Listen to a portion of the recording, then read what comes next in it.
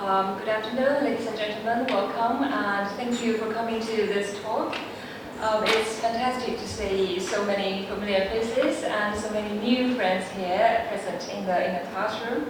I would also like to thank the library for the invitation and for this opportunity to give this talk as part of the exhibition Miss Me Not, Forget Me Not, David Hawkes, and the Story of the Stone. I think this is a very, very good exhibition, and in terms of its content, in terms of its curation and aesthetics. So I would strongly recommend you, maybe after talk, to go and have a look at the exhibition yourselves. My name is Lingjie, and I'm an assistant professor at the Department of Translation here at CUHK. And also I'm a research associate at the Research Center for Translation Studies, and that is also at CUHK. It's also a co-organizer or co-presenter of this exhibition at the library. So my research interests include the history of sinology, which is a traditional and little bit old term for the study of China, for the study of everything China. So basically, in my research, I asked the question because I'm very curious to know why in the 19th century there are so many British people who came to China, who traveled long distance to come to China and to learn the Chinese language and to read and translate the Chinese literature. So in this talk, I'm going to hopefully walk you through this history with a focused and through a focused case study that is the English translations of Hong Meng in the 19th century. And so my title comes as the story of the stone's journey to the West, a translation history. But I have to remind you that my talk is only going to be about the Hong Meng, this Chinese novel. It has nothing to do with another very good Chinese novel, Xi Ji, Journey to the West. So if you're expecting to know anything about Xi Ji, well, I'm sorry, and all I can say now is that you're not too late to adjust your expectation a little bit. I think this is a very good title, very interesting title, and a very clever way to put the idea of how this Chinese novel travels to the West from the very beginning. But I have to admit, I have to clarify that this very interesting title is not my invention. As you can see here from the screen, that the Chinese title, Hong Meng Xi Ji, first came in a review of David Hawkes' English translation published in the 1970s. And as you can see here, the author of this book here is signed as Lingjie, but probably you will know that this is only a pen name, this is only a pseudonym. The author's real name is Stephen Song Qi, and I hope you have heard about this name because he was a prolific translator, writer, researcher, and active promoter of the education and research of translation in Hong Kong. And he was also the founder of the Research Center for Translation here at CUHK. And also, I'm not the first and I'm not the only one to explore this history of the early English translations of Hong Meng. So Professor John Minford, who actually came to Hong Kong to inaugurate this exhibition, and who gave 2 talks about David Hawkes and about David Hawkes' translation just last month in Hong Kong as well. He has also written quite a lot about this history of the English translations. And he also has thought this is a wonderful title to introduce this history, so adopted English translation, the story of the stone's journey to the West. So I also use this title to pay tribute to these 2 very good and very great scholars and translators. But I'm here today not to just repeat what they have said, what they have written already, but I hope I can develop this topic to give you a little bit more systematic history, a more comprehensive history, hopefully with more background information, background knowledge of all these translations, and a little bit more interpretation of all these early translations. And hopefully I would like to share with you what I thought might be a newly discovered translation of Hong Meng in the 19th century. So what I'm going to do today is I'm going to give you a contextualized history of the early English translations of the Chinese novel in the 19th century. And by contextualized, I mean we're going to look at all these translations in its own historical background. And I'm going to do that by asking and by answering some simple questions. Who, what, why, and how. So who were these translators? What has been translated? And why they has been translated and how they has been translated in the way as they are in the 19th century. So we're going to, of course, read and appreciate some of these translations, but this talk is not only just a translation criticism, just to show you how good or bad all this translation has been in history.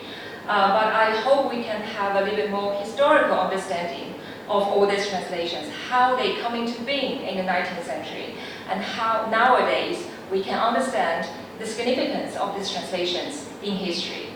And finally, I think it would be interesting to notice, maybe to think about the direct and indirect relations between the English translations of Hong Mo and Hong Kong. So what are these relations here? So first of all, who are these translators?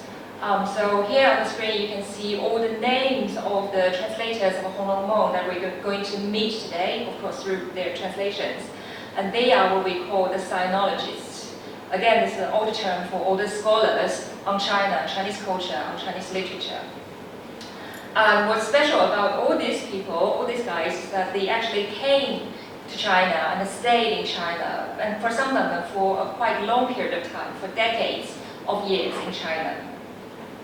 And probably the first thing to notice about all these translators, sinologists, is that they are not professional translators, which means none of them managed to make a living by translating literature, which is more or less the same as literature translators nowadays. And also none of them are, well, one of them, Herbert Giles, ended up being a professor of Chinese language and literature at Cambridge University. But apart from him, none of them were in the academia. They were not professional scholars in academia, in universities. But they came to China for various different practical purposes, for different job opportunities and career paths led them to China, to this very distant, very far away country and culture. And all in these institutions and from all these job opportunities, they started to learn the Chinese language and they started to read and translate Chinese literature.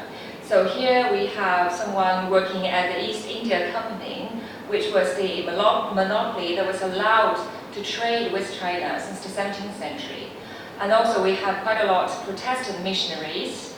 And there are someone who worked at the Hong Kong colonial government. For example, John Francis Davis, he was actually the second governor of Hong Kong in the 1840s.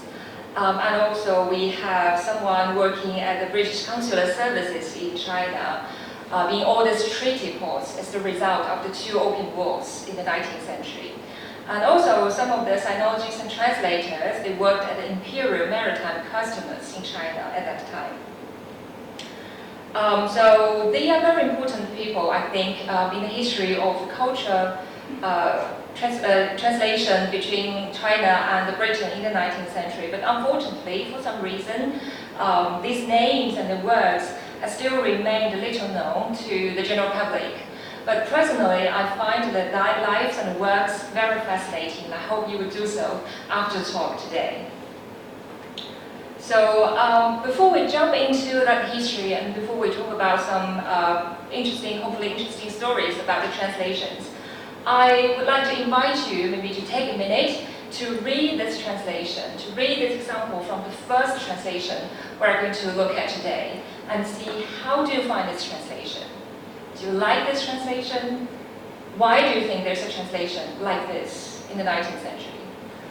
And if you're familiar with the Chinese novel Hong Mo, you may probably recognize immediately the story of this quotation here.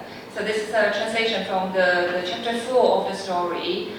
Basically, it's about one of the characters, Jia Yucun, who was newly appointed to a place, and he met this old friend of his who used to be a monk at a temple where Jia Yucun also stayed for a while, and now this monk became a porter, a menzi, at this yamen, at this government office. And he's going to explain to Jia Yucun, who's newly arrived, about all these powerful families in town, including the Jia family. So there's a little bit conversation between the two characters. So how do you find this translation? Personally, when I read a translation, my first criteria would be, is it an accurate translation? And for that, I think we can take a yes for this translation. It's basically or generally accurate. It's not entirely accurate, but it can work. I mean, the English reader would know, would understand what's going on here, the story, the plot, and what Ayuchen means in saying this. But then the second criteria might be, how is the translation written in terms of expression of your target language, and in this case, the English language? Then you may find the translation was written probably in a little bit strange way.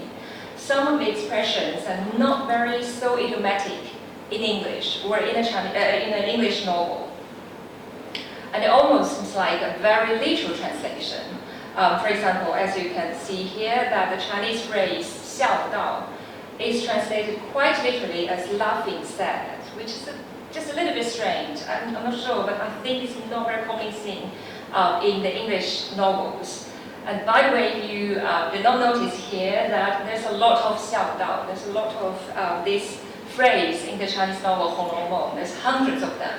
So I think it might be a very interesting research topic to see how all this 笑道were translated effectively into English. But again, back to this translation, also some of the phrases like 岂有不作之理 is translated like, what obstacle is there to your city? It's quite literal, even to maybe to the extent of a word for word or character for character translation. So probably this translation may not be able to get an A in my literary translation class. But what is this literal translation? So this translation is actually an unpublished translation by Robert Morrison, dated as early as 1812. So if you know, the Chinese novel Hong Long Meng was actually published in 1792. So that's only 20 years after publication of the Chinese novel, and we have a segment translation from the novel. That's something really remarkable for the time. And since this is an unpublished translation, it will still remain in a manuscript form. So this is a photo of the translation in a handwritten manuscript form, now stored at the School of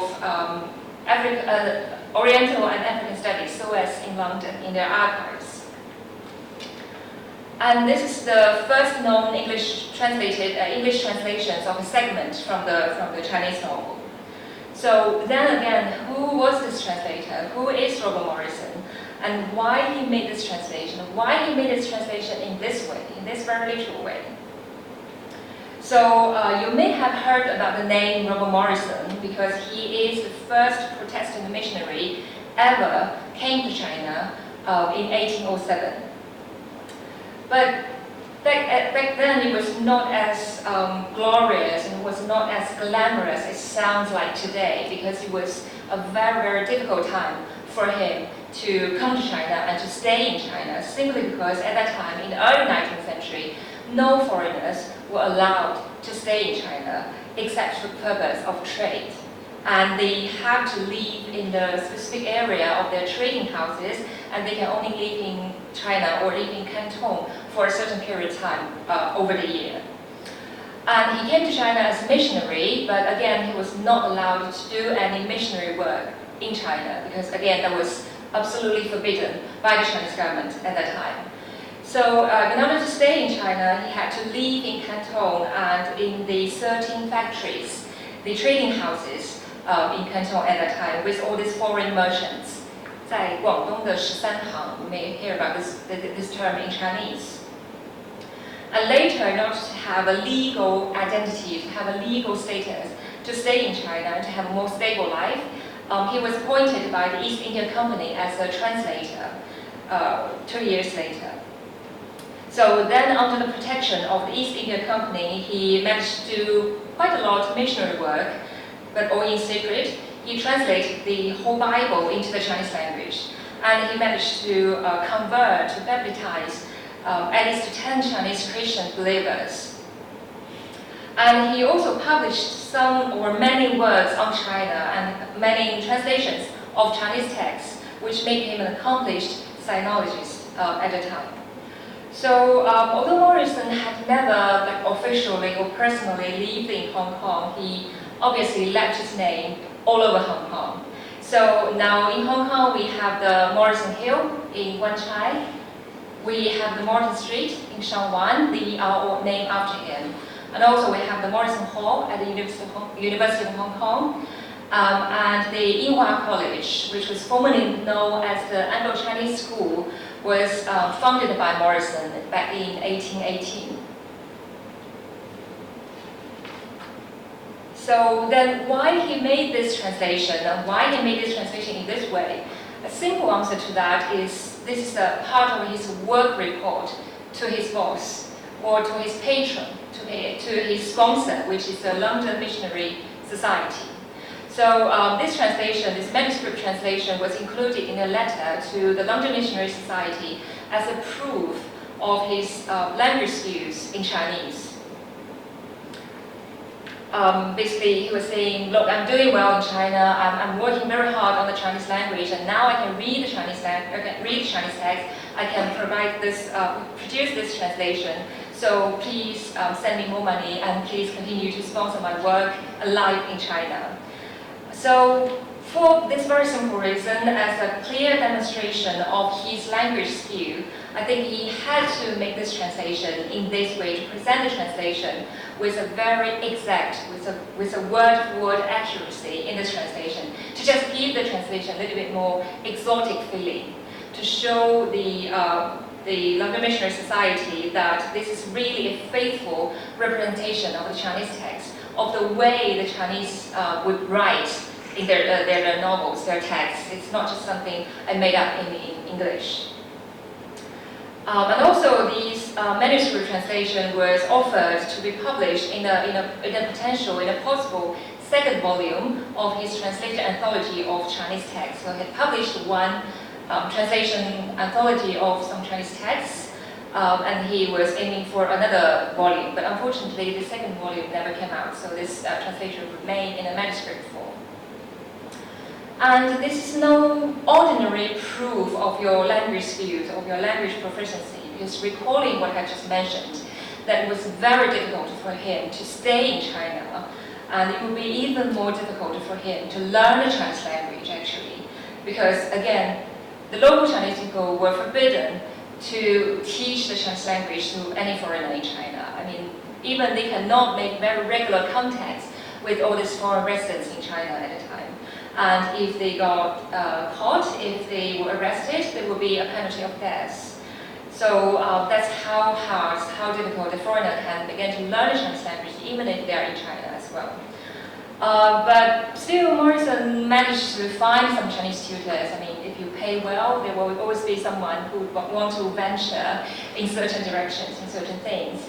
So he managed to find some Chinese tutors, but one interesting anecdote, one interesting story is that one of his Chinese tutors had to flee from the back door or from the back window when they heard someone knocking at the front door, because they were afraid that there's someone coming to arrest this Chinese tutor for doing this illegal thing here. So that's how difficult it is for a foreigner to learn the Chinese language.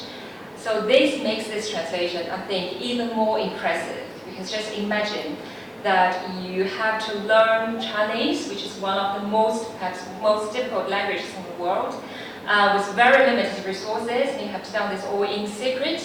And then you can be able to not only read and write Chinese, but be able to translate one of its literary masterpieces in only 5 years after your arrival in this country.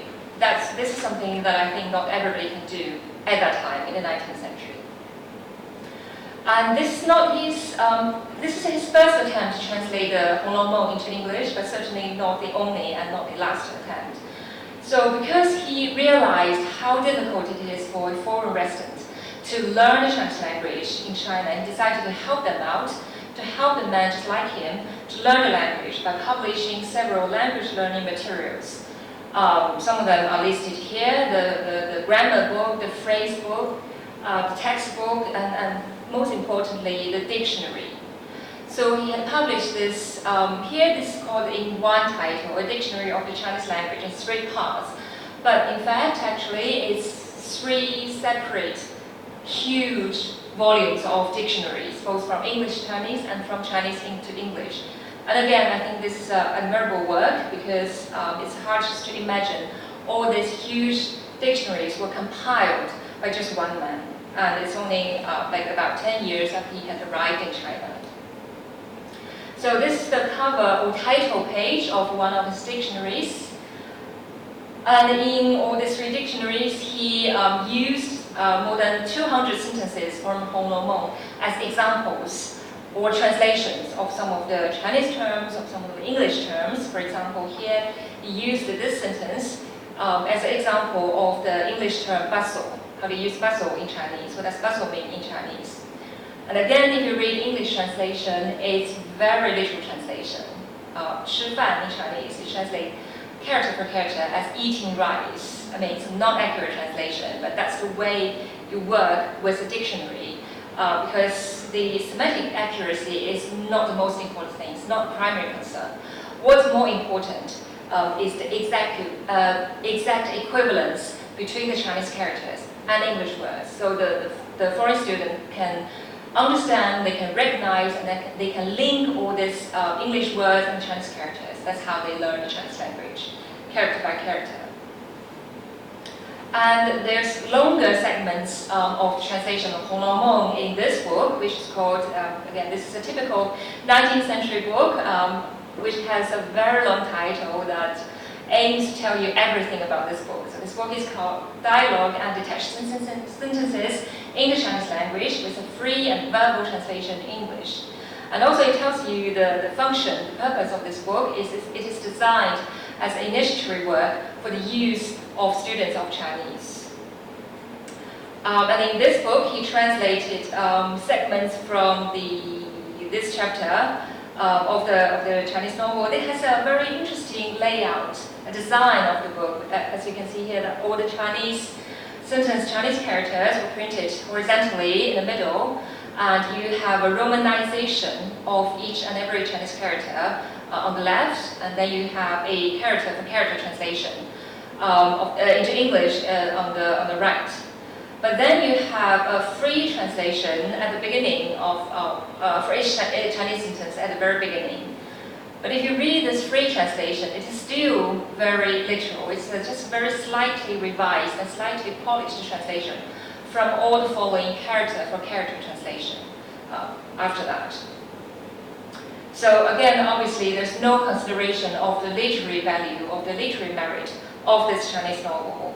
And it's all about the linguistic equivalence here. And it's typical for a language textbook here. So this is the first sinologist, this is the first translator who had tried to translate this Chinese novel into English, but for very practical purpose of language learning. And he was not only one to do so, and we have 2 more sinologists who shared his mission here. So our second sinologist, our second translator, is called Robert Tang, or in Chinese, his Chinese name is Luo Guodan. So he came to China to work at the Dragon and Matheson, the Yihe Yanghang in Canton at first, where he started to learn Chinese language. But then he came to serve at the British Armed Forces during the First Opium War. And this not because he was a very good soldier or he was a very good general, but because of his superb command of the Chinese language. Because during the First Opium War, there's not so many British people who can read the Chinese language, and there's even few who's as good as he was at the time. And then after the war, he served as the British consul in Lingjie, one of the newly opened treaty ports, because of the Opium War. And actually, he did not just serve at this forced army during the First Opium War, but he was one of the translators and interpreters involved in the negotiation and signing of the Treaty of Nanking, which somehow, we can say, maybe decided destiny of Hong Kong later on. So this is a picture of the signing, the signing of the Treaty of Nanking. And actually, he was no ordinary helper, assistant in the process. Look how he was able to get to sit at the table with all these high-ranking Chinese Mandarin officials at the center of all this group of generals and important figures. So which indicates how important he was to the whole process and in this historical moment.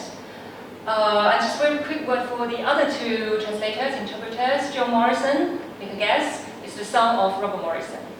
And Charles Guzlov is also another very, very interesting figure in history. The one thing he has done about Hong Lou Mou is he published a very short introduction or introductory essay about this Chinese novel Hong Lou Mou, but he made some very terrible mistakes. For example, he has mistaken one of the protagonists, Jia Baoyu, as a girl.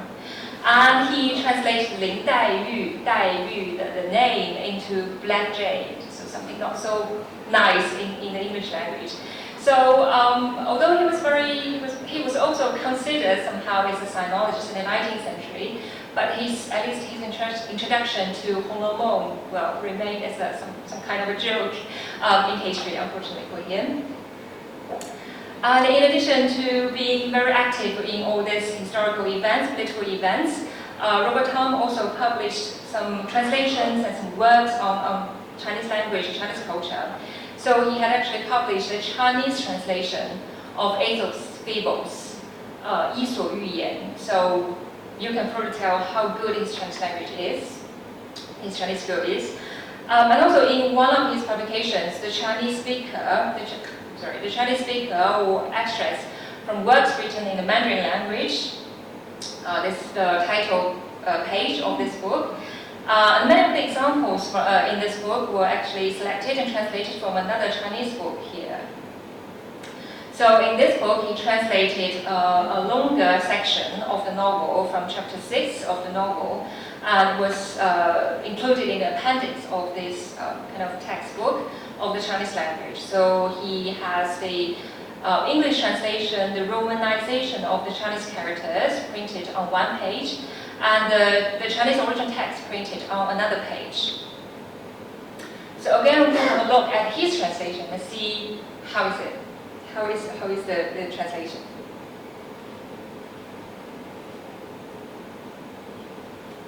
So Zhuri's wife tried to recognize her for a long time and at length said with a smile, "What, oh goody Liu, how you will," and so on. So this is a conversation between Zhou Rui and Liu Laolao. We know the story behind. But if you can quickly read through the translation, you may also tell that, again, this is a quite literal translation here. Again, we can test that with the phrase, which is mentioned, the xiao dao. So it was still, again, translated as smiling said. Or some phrases like 你说 is very faithfully contained and translated as you may indeed say, something like this.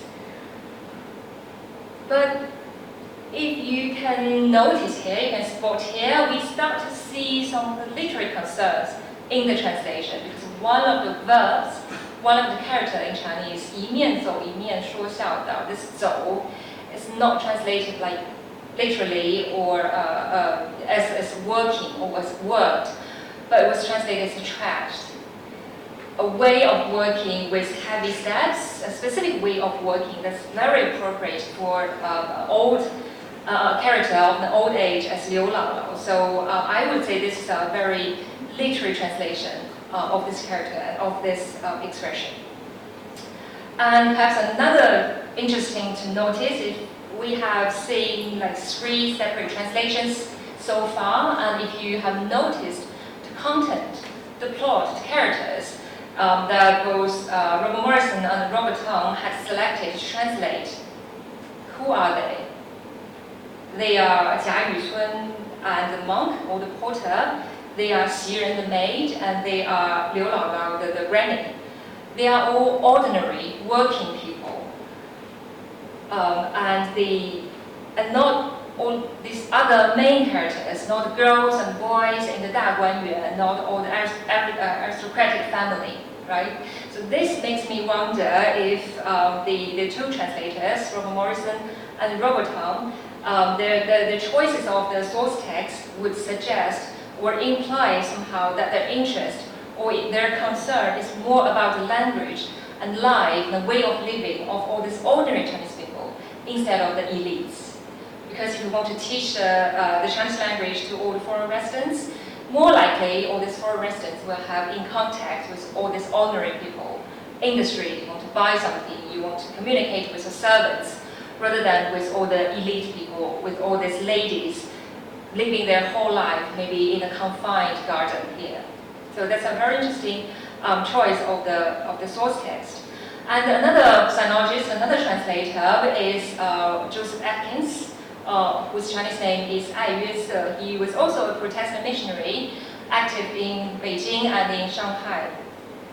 He was also a very important scholar of Chinese language and religion, but in modern Chinese history, he was probably better known as a translator of the Western knowledge, of the Western scientific works into Chinese to bring all the new knowledge from the West to China in collaboration with some Chinese translators. And like Morrison and Tong, he was also a man with some unusual experience and involved in some historical moments.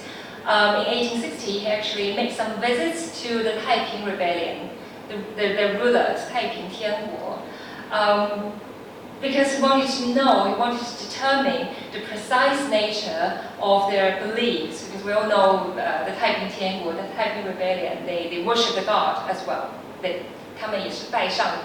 So is this God the same as ours? Are they real Christians? Can we work them to convert the whole nation of China into Christianity?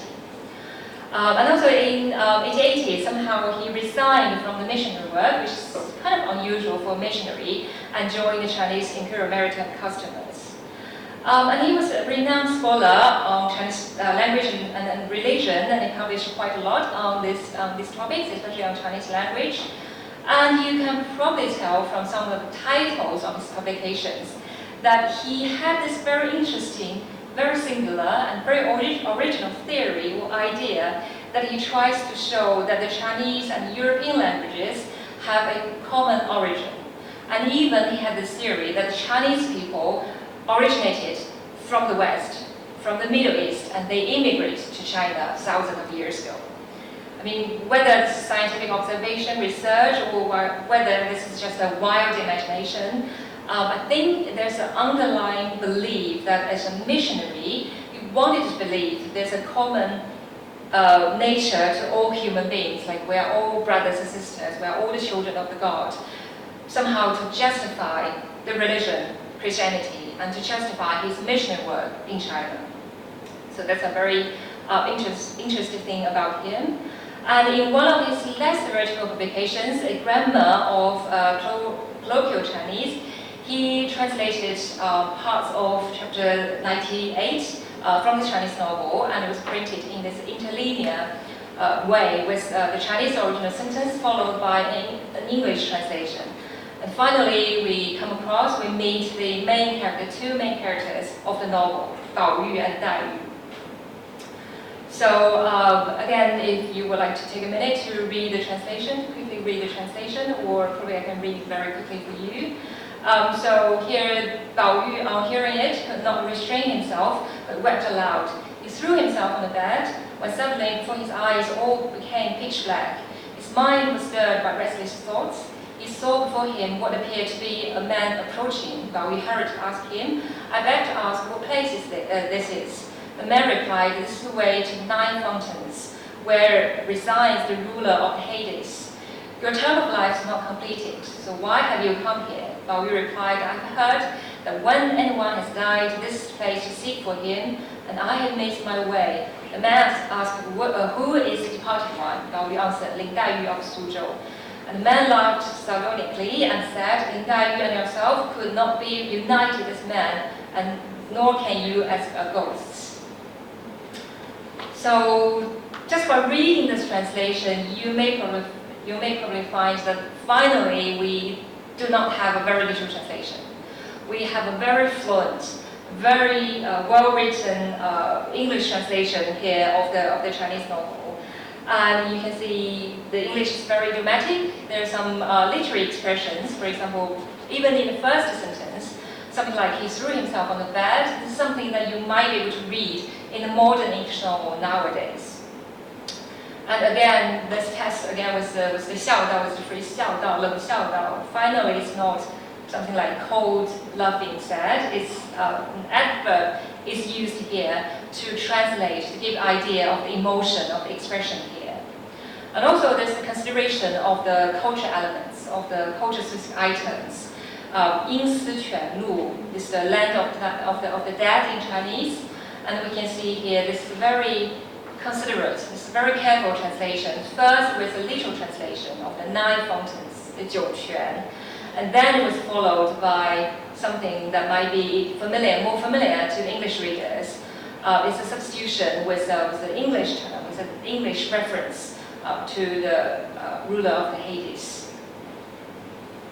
So, although this translation is still included in the work on the Chinese literature, we start to see the indications of some literary concern in the translation. So far we have read, we have met 3 translators, and we may quickly recap here that one of the most important purposes and functions of translating For No More in the 19th century is for this novel, for sentences, for segments, to be used as examples in language learning materials. So the translation will usually be made in certain ways, and usually it's a very literal translation. And this fact also tells us something about how these foreign residents in China in the 19th century get to learn the Chinese language at the first place. So apparently, novel reading was considered as a very effective approach in acquiring the Chinese language because of its vernacular and the colloquial expressions. So in the same book by Robert Morrison, this dialogue and detached sentences, there's a very interesting mock dialogue in the book between a student of the Chinese, presumably a foreign student of the Chinese, and his Chinese tutors. And yes, it's always his Chinese tutors, because most of the foreign residents in China in the 19th century are men, white men. So that's the thing. So in this mock dialogue, I think it must be based on some real conversation, probably between Robert Morrison and one of his Chinese tutors. So the foreign student asked the teacher that I would like to learn Chinese language, what book should I read? And the tutor replied that you should read the 大学, one of the Confucian classics first. But I'm afraid it's too hard for you because you're only a beginner in the Chinese language. So then For No More would also be a very good choice here. And then the student said, I've never seen this book, have you seen it? And the tutor replied, I don't have it with me, but if you want to have a look, I will have someone send it for you. So I would take this as some very interesting historical evidence of the popularity of this Chinese novel, For No More, as a must-read for the foreign students of the Chinese language in the 19th century, or in the early 19th century. But this is a practice throughout the 19th century, even towards the second half or towards the late 19th century. As another very important sinologist tells us, so Herbert Giles, whose Chinese name is Zhai Lisi, maybe you have heard his name somehow, because he was obviously one of the most important sinologists in the 19th century, an expert on Chinese literature. So in one of his memoirs, he recollected how he had started to learn the Chinese language as early as in 1868. So one thing he has done is to read a lot of Chinese novels, including this famous and splendid novel known as The Dream of the Red Chamber. But what's more interesting in his memoir and is that I find he's a very honest man, honest enough to admit that this novel is very, very hard for him to cope with. So as you can see here that he said, I've made 3 attempts to read the novel, to work through, getting a little bit further at each attempt, but it was only in 1884, like almost 20 years after he first started to read Chinese novel, he managed to read it from the beginning to the end. So if you find the Chinese novel Hong Meng is very difficult and you cannot finish it, don't panic. You are not the only one in the world to think that like this. So even for established sinologists, Herbert Giles would find this translation very difficult to read through and to understand, so let alone to translate. So is it possible really to translate this novel as a literary work in the 19th century? So some sinologists have expressed the same concern, they've asked the same question, and precisely because they have realized, they have understood difficulty, the literary merit and the significance of this Chinese novel. So they find it must be very, very difficult for a foreign reader to translate as a whole, to give a full translation, or even it is impossible for them to give a full translation of this Chinese novel. So here, another very important sinologist, William Frederick Mayers, first he acknowledged that in China the work is more universally popular than this, but then he observed that so far no European has yet had courage to attempt a translation, which means a full translation of this novel. So the length of the novel, the numerous characters and their names would be formidable obstacles for any translator to overcome. And there's another sinologist, Alfred Lister, who shared the same opinion, who believes that the length and the number of the persons to characters, and also some of the mysterious flaws or conversations there would make this translation a very, very, very difficult work to do. It's a hard nut to crack. But one thing I do admire about all these sinologists that they are all very, very brave people, and they were never afraid to venture to take up this challenge. So yes, there has been some sinologists, there has been some translators to make the effort to crack this very hard nut, to translate part of Hong Meng as a literary work. So our first translator is John Francis Davis, who started to learn Chinese language as a writer at East India Company, and then who was also deeply involved in some political events in the 19th century, who joined the unsuccessful, unfortunately not unsuccessful Lord Amherst mission to Beijing, but they never get to Beijing and never get to meet the emperor of the Qing dynasty. But then later on, as you probably still remember, I mentioned that he became the second governor of Hong Kong from 1944 to 1848. And so obviously he also left his name in Hong Kong. So nowadays we have Davis Street, which is named after him in Kennedy Town.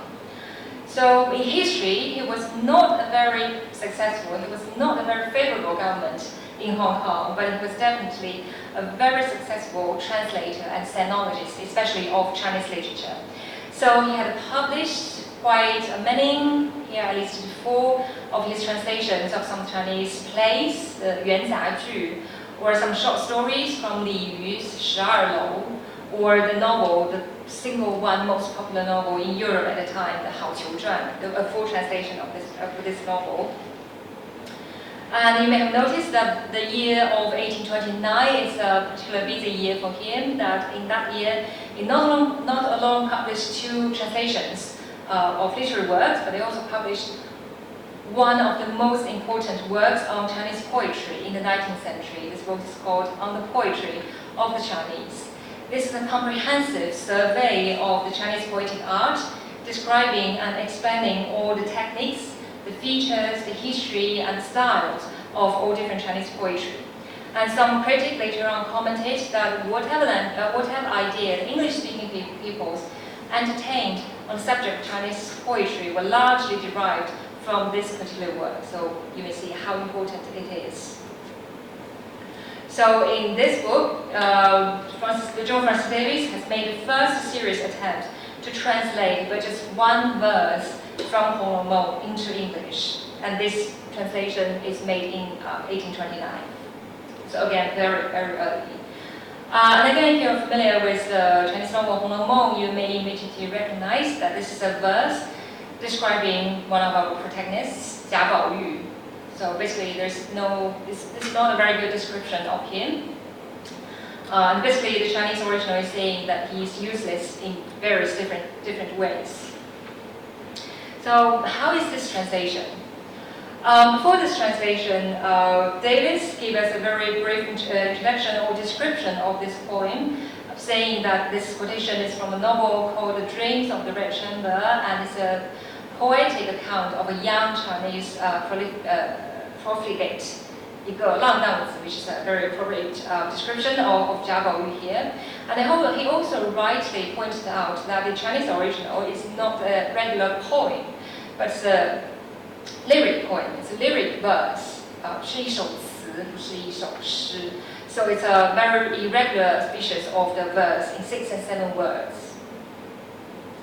And he also very modestly described his translation, that he thought his translation is nothing serious, nothing wonderful, extraordinary, but it's only a line by line, it's a word for word translation, and it pretends to be to nothing more than just a very close adherence to the sense, which is to the meaning of the original, but which implies that he does not pay any attention to all the the formal features of the Chinese original. But is that the case? Again, you may have a very quick look at his translations here. So we read the translation from we read the original Chinese text from the right to the left, as in the traditional Chinese way, and here's the corresponding English translation from here. So I just read maybe the first 4 lines of the Chinese original text. The path of travel, heedlessly he braves, now shines a wheat, and now a madman raves. His outward form of nature's bounty dressed, foul weeds usurped, the wilderness his breast. Even by reading these 4 lines, you may immediately tell that this translator, John Francis Davis, actually paid much attention to the poetic features of the Chinese original and put all these poetic things in his translation as well. The translation rhyme by the couplets, by the 2 lines, graves and graves. And there's a meter. He actually used one of the most popular kind of meter, the iambic pentameter, 五步一阳格, which is a favorite of William Shakespeare here. So the path of travel, heedlessly he braves. It reads like that. And also there's a lot of poetic diction. And also the sentence structures, we find a lot of inverted sentences here. So the path of travel, heedlessly he braves. So it should be, he braves heedlessly the path of travel. Or the titles and wealth to him no joy impart. So it should be the titles and wealth impart no joys to him. And there's even an attempt to the parallel sentence structure to kind of imitate the parallel structure of the Chinese original. In Chinese original or in Chinese poetry, we use a lot of the 对仗 structure. So here he had this parallel structure of wretch to feed good, thy fate intense, also the use of the poetic thy, or hopeless to thy country and thy friends. So overall, we can see that this is just more than an adherence to the sense of the Chinese original, but also a very poetic and literary translation in an attempt to show the literary value, the literary merit of the original. And if we compare his translation with David Hawkes' translation, a very modern translation here, we can probably tell that the 2 translators actually traveled in the same or very similar path or direction in their way of translation. So David Hawkes' translation also rhymes with the couplets, and somehow there's a coincidence that for some lines they both decided to put a pause, a very short pause, a break in the middle of the line in these 2 lines. You can see here very clearly. So we can conclude here that this is really the first very serious attempt to translate part of the 红楼梦 as a literary text.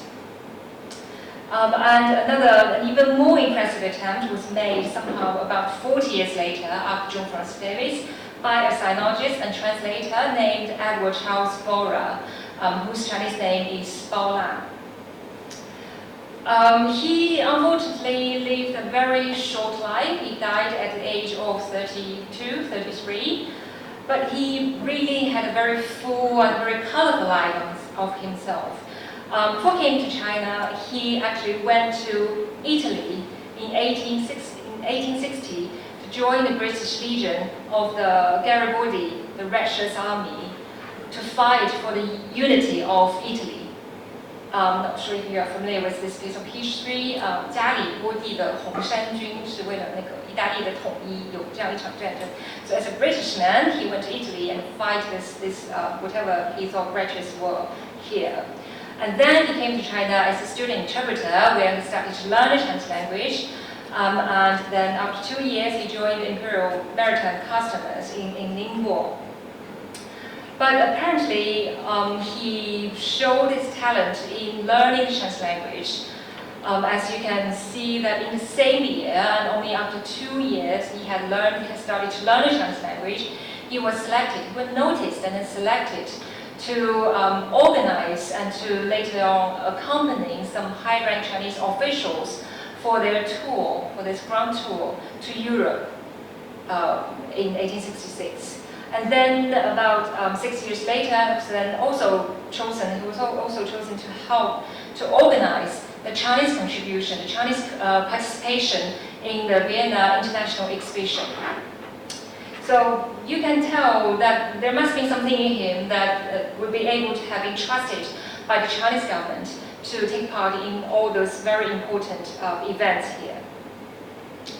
But unfortunately, like I said, he died young, and he obviously had a very busy life of all these administrative affairs, that he did not leave us with many publications.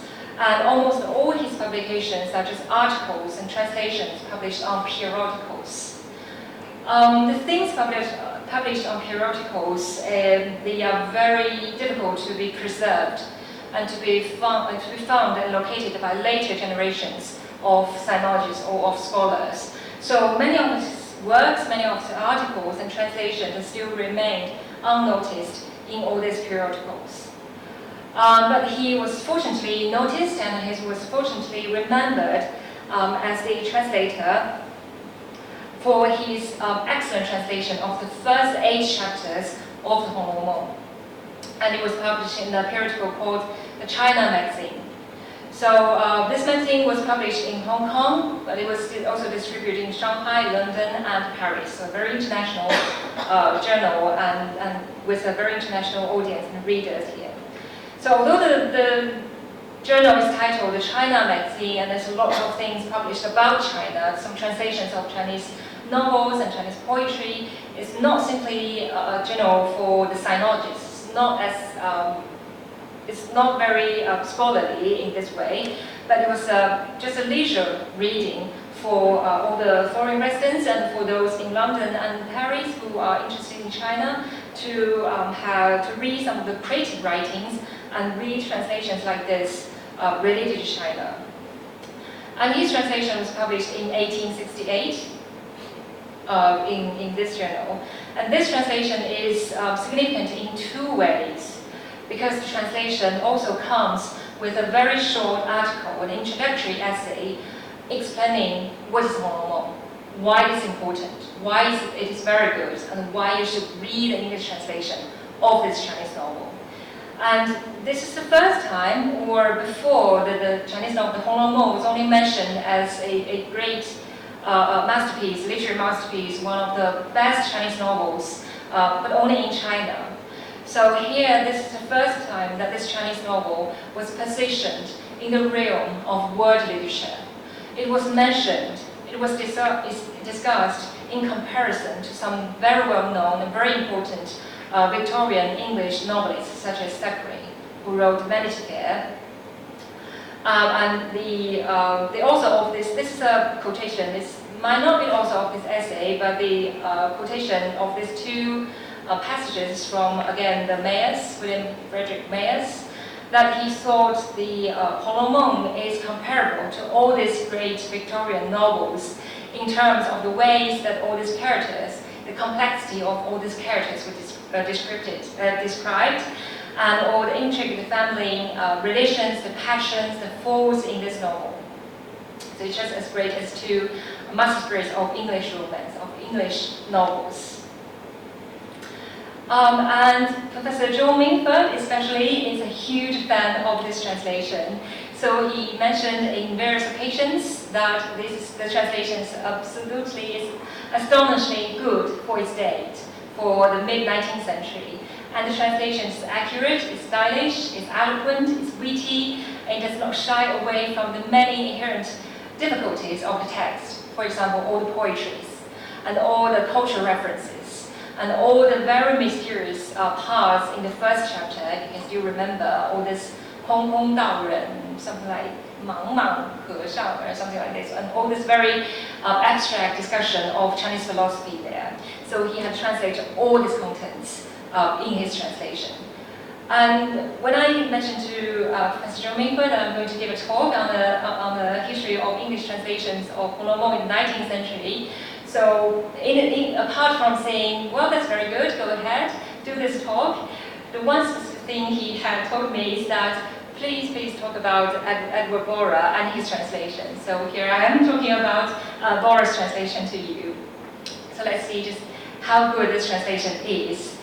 I think the best way to really understand how good this translation is of course to read through the translation, which we don't have the time to do this. I'm going to again share with you the translation of some of the poems from the Chinese novel. So you might be maybe you have not read this Chinese novel, but maybe you are familiar with these few lines explaining what really is this Hong Mou, what's the significance of the Hong Mou here. So it's like a gist of the whole novel, of the whole story. So let's see how Borah has translated and put this in English. One falls from out the formless void, creation first gave shape to earth. Who was the gift to passion's seeds? Their die for origin and birth. The wooing rays, the glowing moon, their influence in one combined. Propitious moments made, and their intensest passion's source we find. Of hopes, resources, or bereft, in days of grave and sad distress, in hours of silent solitude. My simple thoughts I'd fain express, and therefore now I would rehearse this song of the red chamber string, where morning gold, despairing jade, provide me with a fitting theme. So again, this is like David's translation. This is a very poetic translation written in the English language. Again, it rhymes. It considers the meta, also the pentameter is used here. There's the inverted sentence structure, the line for some lines. There's the use of some poetic diction here. It's poetic, but not overly poetic, like in the case of Davis's translation. It's still a very fluent, easy to understand translation here of the translation. So this translation, again, it pays much attention to the literary merit and the literary value of the Chinese original and put them very appropriately and very suitably into the English language. And another thing that Edward Borah, E.C. Borah has done is that he actually distinguished the different styles of all the different Chinese poems in this novel. We all know there's all different kinds of poems in the Chinese novel. Some are a little bit more poetic and complicated and difficult to understand, and some, like this one, I think you are all familiar with this very long poem. The 好了歌, this is actually written in a very simple and very direct way. So you can probably tell from Borah's translation here that he actually used the different English styles to translate different poems. So in this translation, the expression, the English expression, the diction, the lines are even shorter to give the idea of this simple, this very direct style of a dowager. 有一点像一个打油诗 this kind of style in the English translation. And then immediately in the next translation, the explanation, a more poetic and more complicated, and more kind of elegant version of the previous poem, you can see the translation also varies. long lines, very long lines, and complicated, more poetic, more elegant, and more difficult words were used in this translation. So this is another thing, a very difficult thing to do for a translator, to vary your translation styles of the Chinese source text. And the final thing that is special about this translation is that this is not only a literary translation of the novel, but it's also somehow a scholarly work. From all these notes, all these some very long notes made by Isidora here. Like here, he listed all the solar terms, the Chinese 节气, the 24 solar terms here, translating them out. It's not really necessary for your understanding of the Chinese novel, of the story, of the plots, but it shows the endeavors of a scholar, of a sinologist in his translation. So many of the translations in the 19th century, we cannot simply understand them as a literary translation, but they are also scholarly works, research at the same time. So even though only 8 chapters were translated by Isidora, all the genius and all this effort put in translation have made it for a very long time the best translation of this novel in 19th century and even in early 20th century. And finally, we have to also mention this man, Henry Bancroft Jolly, whose Chinese name is Zhou Li, who worked at the British Consular Service as well in Macau and in Korea. But also, unfortunately, he died quite young in Korea because of poor health. And we have to mention him because he made this tremendous effort to translate the first 56 chapters. I think he could make more, but just unfortunately he died young. And the translations were published in 1892. I identified this translation, I put this translation in the category of literary translation because, as you can tell from the title page, this is said it's a Chinese novel. There's nothing about language learning, like in the works by Morrison or Robert Hung. But in this very short preface, in a very short introduction by the translator himself, again, he was very modest, explaining the reason why he would want to make this translation. This was his experience of learning the Chinese language by reading this Chinese novel. And then he, again, made this very modest claim that there are many shortcomings with my translation, and it does not pretend to be something very good, but I would be satisfied if it can offer a helping hand to the foreign students of Chinese language. I would be very happy with that. And I think this is maybe the quite accurate description of his translation here, because let's also read his translation of the poem we've just read, and maybe compare a little bit with Bora's translation. And you may find, again, this is really a little bit also literal and simplified translation of the Chinese text. All the very poetic expression in the Chinese was simply put in a very plain and very simple way. So I wouldn't say this is a very literal or very good in the sense of literary translation, but still we may give him a round of applause for making this effort of translating almost half of the Chinese novel. And finally, I think with all these previous translations we have just read, there's an implied purpose or function for all these translations, that from translating this Chinese novel or from reading the translation of this Chinese novel, the foreign readers may have a chance to know a little bit more about Chinese society and the Chinese way of living. So even with Morrison's unpublished translation, he also mentioned that this translation could provide a faithful picture of the state of society in China. And this purpose was more explicitly expressed in this translation that I think, you may check after this course, but I think no one has ever talked about this of this translation. Probably because the translation was titled, the title has nothing to do with Hong Meng. It's titled The Chinese School Life. You may think this is a description of a school life in the Chinese school. And it was published in a newspaper that is called the North China Herald, published in Shanghai in English. And the translator did not sign his name to the translation. So now I have no idea who the translation is. I can make some guess, but I have to verify a little bit further after that. So again, but the translator gave a very short, again, introduction to the novel and to his translation. He also mentioned that this novel is a noble and beautiful piece of work in Chinese, and I have freely translated much of it as will give the reader a glimpse of the Chinese school life and of the scene in a Chinese classroom.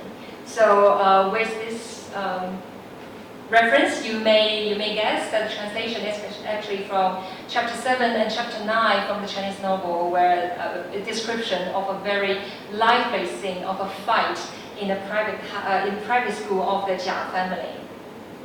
So it's a very long translation. It runs like a few thousand of words. But just like the translator mentioned, this is not a literary translation, and he only gave a basic idea of the story, of what's going on here.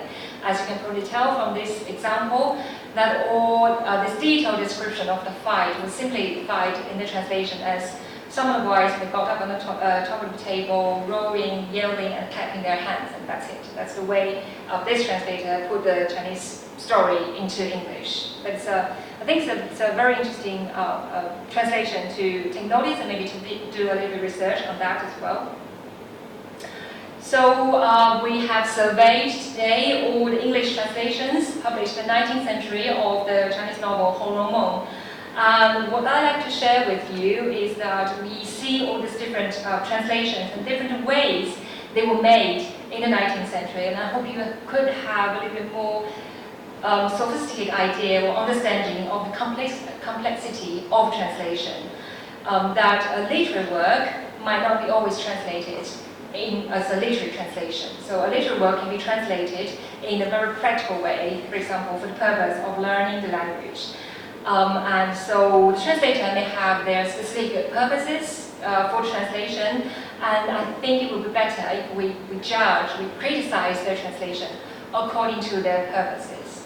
So I don't think it makes much sense that if you say, oh, this is a ridiculous translation, that you translate 笑道 into laughing sad or smiling sad, because that's just the way the translator wanted this to be an exact correspondence with the Chinese characters.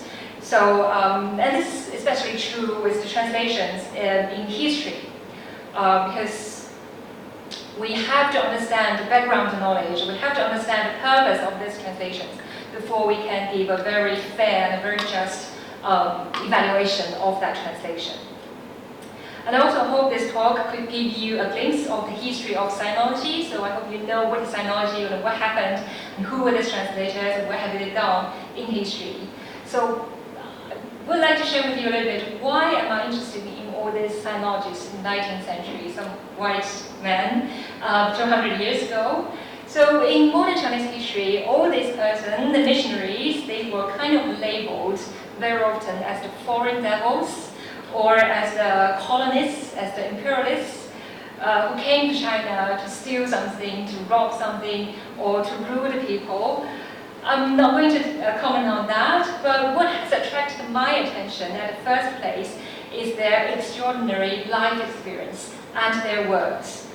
Because just imagine, even nowadays, we might not be able to accommodate to a new environment. For example, if you're going to immigrant to UK next month, you might be nervous a little bit. Even if we know the language very well, even if we have tasted their food, even if we know the culture quite well, still we cannot immediately get used to the new way of living. But imagine all these people who I think were very brave, very enterprising, and very tough, who would be able to sail on the sea for several months, for at least 3 to 6 months, to be able to travel to China. And then they not only survived in China, survived all this very different climate and very different way of living, but they managed to produce something that might be able to enhance the foreign readers' knowledge about China, and maybe to help a little bit with the mutual cultural communication between China and between the West. And this is the achievement that I would like to respect and I would like to admire for them. But of course, I'm not saying that all these translators are all saints and all very good. They're very good guys. In my research, I have met dozens of these sinologists, and they are all very different. I've met someone who's really deeply influenced by all these thinkings of colonialism and imperialism, and they were really mean, believe me, they were really mean and arrogant, and they dismissed everything Chinese as inferior to their European counterparts. But there are also many others I find who are really intelligent and curious and impartial, and most importantly, sympathetic, just as we are today, towards a different and other cultures, and who have taken the study of Chinese things, Chinese language, Chinese literature sincerely and seriously. And they want to give an authentic and a real representation of China, of everything Chinese, and a kind of knowledge to the foreign readers. And they send the message, I can read from their works, they want to send this message that the Chinese people, though they look very different, they live in a very different way from us, from the Europeans, but still there's a universal human nature in these people as well. There's the same human heart beating in their chests as well. So the Chinese people, they're not barbarians. They have all this remarkable culture, civilization. They have this remarkable literature, such as Hong Mo, just as we have Thackeray or Jane Austen in English as well. So this idea and this way of thinking, I think, is a view that defines Eurocentrism, which is very much ahead of its time, actually, in the 19th century, if not still ahead of our time as well. So, of course, we can't condemn the acts of colonialism and imperialism, but still, I think, I always wonder, can we put all those labels to each and every individuals just involved in that history? Can we put that label, regardless of everything, and put all this label to all the sinologists? And to what extent and in what sense can we say yes or no to that question? So I hope from their very sympathetic understanding of China, we can also learn a little bit of something about the cross-culture communication and understanding. And also, I think this case study of the English translations of Hong Mo also tells us a little bit more about the history of China's encounter with the West in the 19th century, because in the 19th century is usually depicted as a century of humiliation. Again, in modern Chinese history, it's a century of political and military failure, and it's a century about invasion and all these unequal treaties. But under this very ground narrative of a nation state, I hope we can start to notice there's always been more concrete, more humane contacts between the peoples and between the cultures, and some of them are through the literature. So this potentially more promising cultural contacts and the sinologist pioneering effort in this aspect has unfortunately been unnoticed and neglected to a certain extent so far. So I think it's time that we recognize and even to order those who have devoted their time and effort and even their lives studying and translating the Chinese literature. And just a very quick final word, I think it would be interesting to think about and to notice all these direct and indirect relations between the English translations of Hong Mo and Hong Kong. So we see the indirect relations, like maybe from Morrison, who had his legacies in Hong Kong, or from Robert Tong, who kind of, in a sense, decided the destiny of Hong Kong there. But we also have more direct relations, like David Speak, the first governor of Hong Kong, and journal. And many journals like this, the China magazine, they were actually published in Hong Kong in the 19th century, which kind of performed as a center for all the studies of China, of Chinese literature, of Chinese culture, to be published and shared from Hong Kong. So from this focused study of translation history, I hope we could notice and even celebrate the significance of Hong Kong as the locale and the channel that connects the East and the West, and the traditional and the modern. That will be the end for my presentation today. Thank you very much.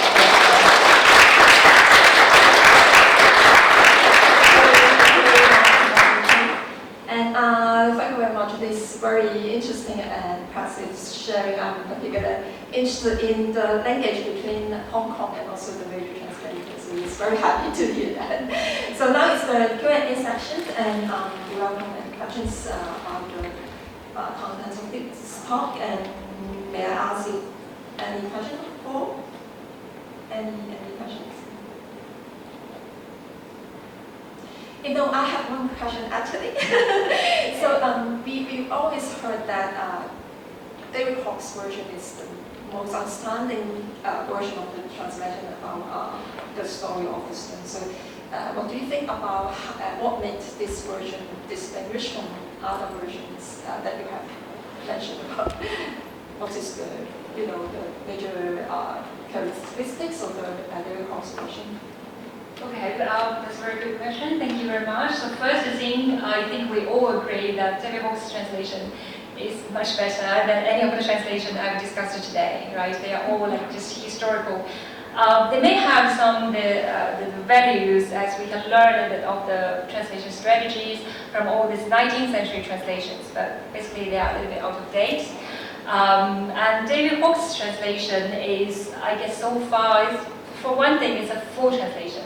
It's a complete translation. There's no word missing or simplified in his translation. There's just a lot more added in his translation to expanding some of the Chinese cultural terms or some very difficult part.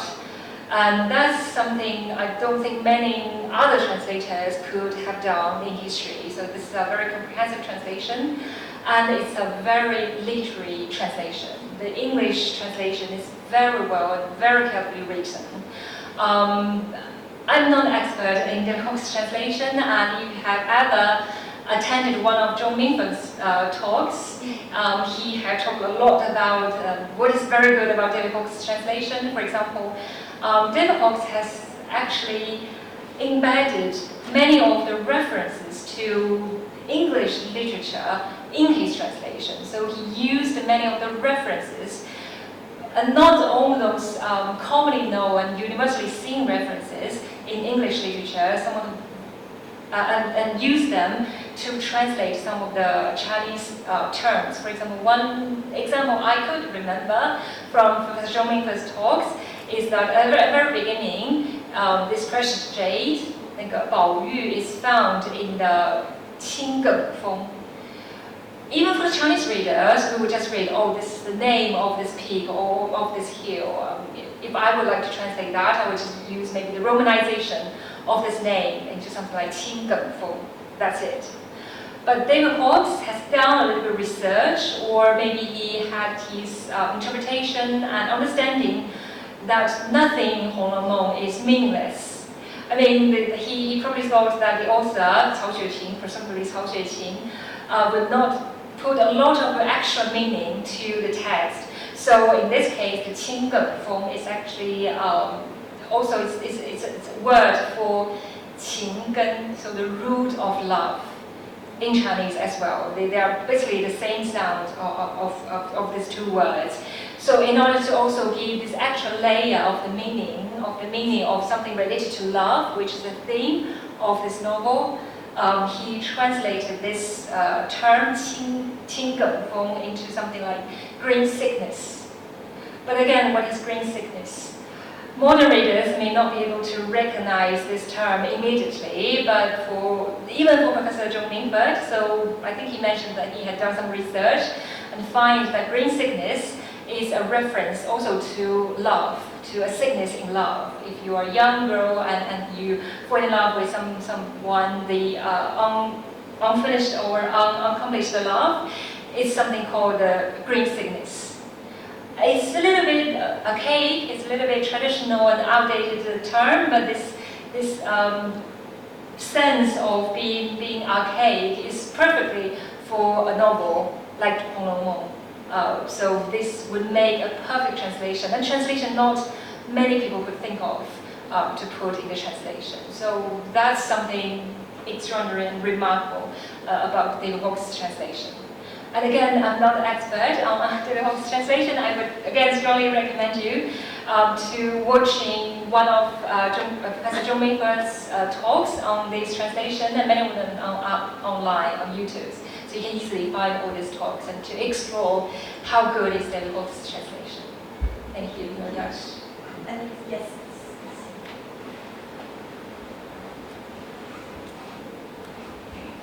Thank you. So first of all, thank you, Lingjie, for your wonderful presentation. So I think it's very comprehensive introduction about the different versions of Hong Kong. So on my own curiosity, because you presented each of the versions in an individual way. So like from the translation studies perspective, when there is a practice of retranslation, the question that I would ask is that is there any referential effects between different versions, or when one source text being translated more than once, right?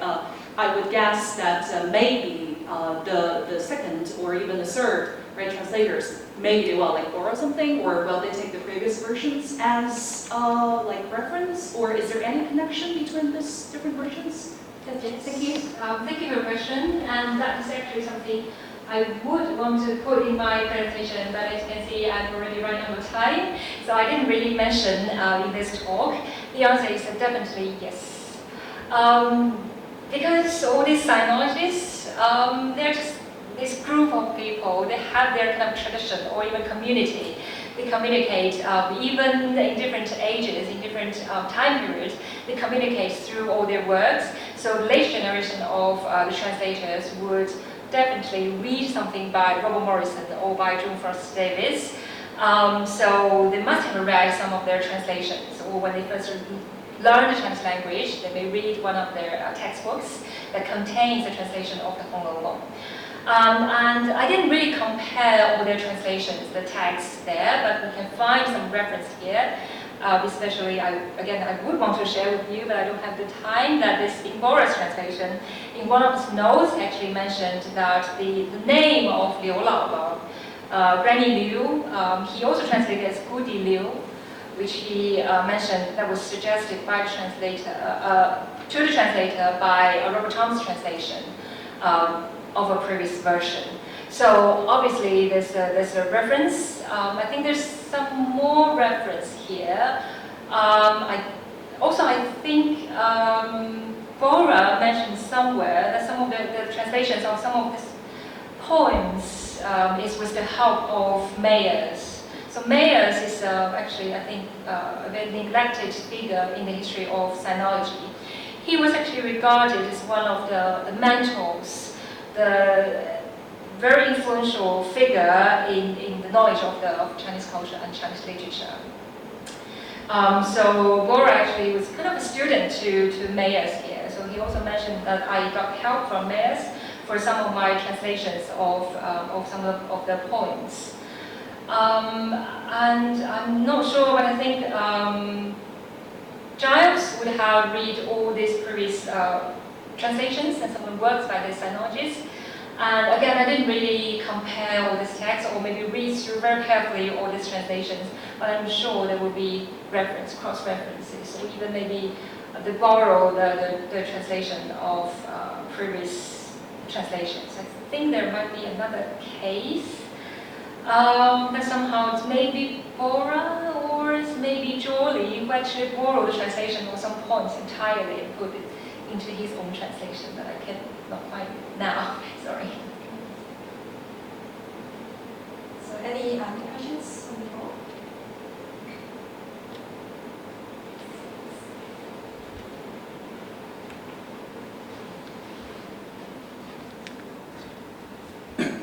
Thank you very much, Professor Ji, for your fantastic presentation. I think many of your inferences and argumentations are pretty convincing and make perfect sense. I personally take your research as part of translation history. Yes. Maybe at the intersection between translation history and sinology. So I was wondering, what is your methodology in doing this kind of research, because you didn't mention it. And is it some kind of archival method in doing history, or the descriptive approach in translation? Yes, I think you have just mentioned the two key words of my methodology, which is historical. I do all this, I kind of regarded all this translation, consider all this translation as somehow historical materials that's waiting for me to analyze, to find out why and how it happened. So just to think about all this translation activity as a historical event. So we want to know who's participated in this and how it comes into being like this. And also, yes, there's descriptive. I think most of my research, translation research, would be very, because in translation studies we have this descriptive translation study. So and this is only for the purpose of this public talk. So public talk is not very academic report from my research. So I make a little bit like comments and judgment to whether this is a good translation or a bad translation, but I would not really do that in my research. I just describe how it was translated and why it was translated in this way. This talk is not really what I've done quite a lot or deep research on. I just know all this knowledge, this information, but if I have time and I'm very interested to look into this final translation, so I would want to know who was the translator and why he would want to translate this passage and in this way. And there's a reference from for some other sinologists, if there's any relation between that and how he was translated, how this translation was made and why. Basically, I was explaining why there was this translation and it was translated in this way. And maybe a little bit what we can learn from this translation or this historical events, activities of translations. Thank you. Thank you. So, any other questions? Okay, if not, maybe. Oh, yes. This gentleman here. Thank you, Professor Ji, for this very illuminating speech. And I personally find it very fascinating that you extended the definition of translation and put much importance on the context. Me personally, as a previously translation student, find it really illuminating that we can not only focus on the text itself, but also on the stories, on the real human beings that we can connect to. So I learned a lot from your emphasis on how we can feel how we can personally connect ourselves, connect our personal experience as translator, as lovers for Chinese literature to those knowledges that we can pay our respect to. So my question would be, for us as students of translation and students of translation studies, how can we learn from those examples? How can we not only learn from their translating experiences, but also from their bravery into put themselves to those really strange contexts of Eastern culture. So how can we learn from them? What's so fascinating about their lives that you want to share with us? Okay. Okay, thank you very much. And a very profound question, I would say here. What we can learn from this sinologists, first thing, as I've just mentioned, that we can try to understand the different culture with more open-mindedly or with more sympathetic attitude to that. It's just not to kind of dismiss difference as inferiority. Kind of would try to understand why this is different from me. Don't say anything that is different from me is not good enough, that I'm the best. That's not the case, obviously not the case. And as a student of translation or a student of translation studies, I would say one thing I personally would also want to learn from them is also their hardworking. I think one of the reasons that they can produce all these translations, all these works, is that they have no computers, internet, and cell phones in the 19th century. So all they can do is to read the books, Chinese books, previous sinologist books, to learn the Chinese language, and to try to do something for yourself. I think many of the translators, except for those who died very young, that's kind of an unfortunate curse for translators of Hong Kong, you have to be in a very good health as well. I personally observed that some of very accomplished translators and sinologists is like Davis. He lived to almost 90-something years old. And also for Giles, again, something like 90-something years old. That's something really remarkable for the 19th century. So keeping good health, I think, could also help a lot with your academic achievements. And another thing, I think, to read their stories, I think you can probably learn that why they can learn Chinese language so quickly is that don't be afraid to communicate with Chinese people. In the 19th century, obviously, hundreds, thousands of foreign residents come to China, but not everybody can speak the Chinese language. Not everybody is a sinologist. So why can they translate Hong in this way? I read some of their stories, memoirs. One thing I've learned is that they always take every opportunity to communicate with the local Chinese people, so to enhance, to develop their language skills. So yes, I think these are the things, obvious things we can probably learn from these sinologists and translators. Thank you. Thank you, that's very helpful. Thank you. So I guess it's time for the end to the end of this exhibition talk. So thank you very much for all of you, and also thank you for this.